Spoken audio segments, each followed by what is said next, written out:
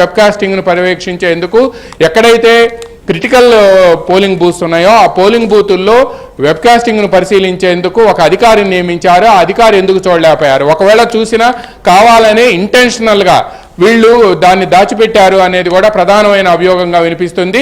ఇక్కడ central controlling యూనిట్లో కానీ పల్నాడులో కానీ లేకపోతే పోలింగ్ బూత్లో ఉండే అధికారులు వీళ్ళందరిపై చర్యలు తీసుకుంటేనే అసలు వ్యవహారం అంతా కూడా బయటకు వచ్చి దీని వెనుక ఉన్న కుట్ర ఏంటి, అధికార పార్టీ నేతలకి కొంతమంది ఒక సీనియర్ ఐపీఎస్ అధికారితో పాటు మరో సీనియర్ ఐఏఎస్ అధికారి ఏ విధంగా వాళ్ళు సహాయం చేశారు అనేది కూడా బయటకు వస్తుంది అనేది కూడా విపక్షాలు చెబుతూ ఉన్నాయి. దీంతో పాటు శ్రీహరి హైదరాబాదులో ఆయనకి ఇక్కడ మాచర్ల నుంచి కానీ నసరావుపేట నుంచి కానీ నసరావుపేట ఎస్పీగా మల్లికా గర్గ్ పదవి బాధ్యతలు స్వీకరించిన తర్వాత ఆమె ఈ కేసుల మీద ప్రధానంగా దృష్టి సారించింది.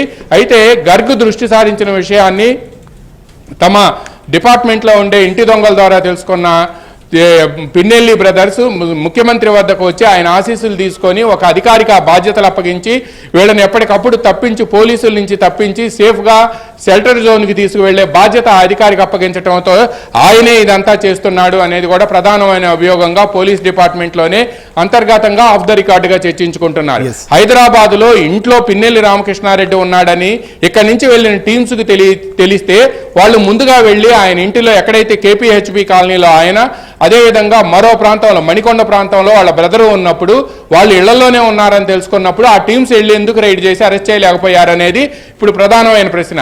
ఆయన కారును బయటికి పంపించి అందులో డ్రైవరు మొబైలు గన్మెన్ ఉంటే ఆ కారును వెంబడించడం కూడా ఒక నాటకం, ఇదంతా కూడా కావాలని పోలీసులతో అధికారులు కావాలని చేశారు అనేది కూడా ప్రధానమైన అభియోగంగా అనిపిస్తుంది.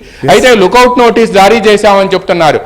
పిన్నెల్లి బ్రదర్స్ విదేశాలకు పారిపోయాక లుకౌట్ నోటీస్ జారీ చేశారా?